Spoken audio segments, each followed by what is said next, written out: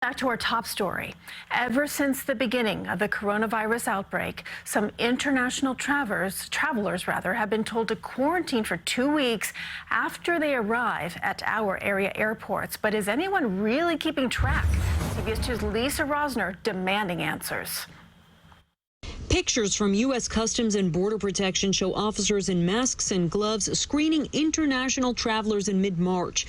Data from FlightAware.com shows in the last 2 weeks, international flights to Newark and JFK airports have arrived from China, South Korea, and much of Europe, including the UK and Italy. New York Governor Andrew Cuomo has regularly blamed the virus coming to New York on air travel. 3 million European visitors came on flights to JFK or Newark, so that's another lesson we have to learn. So today we demanded answers from the governor, asking what is that lesson? What is being done now to screen those travelers? That's the federal government, does border and customs control. Is there any coordination? There is coordination, but they determine who comes, who doesn't come. That's purely federal.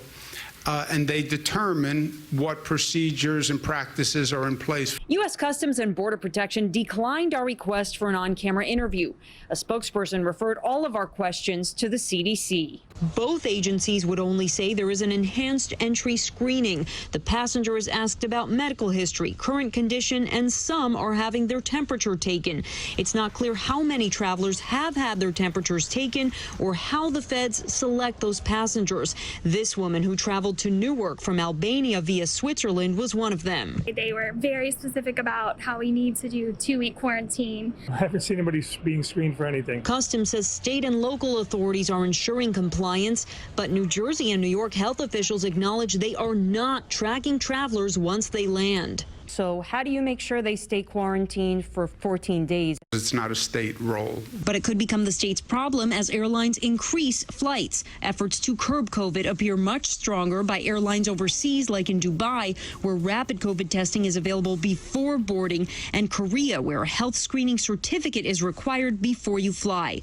Only time will tell if those kinds of measures will be taken when people land on U.S. soil. In Manhasset, Long Island, Lisa Rozner, CBS 2 News.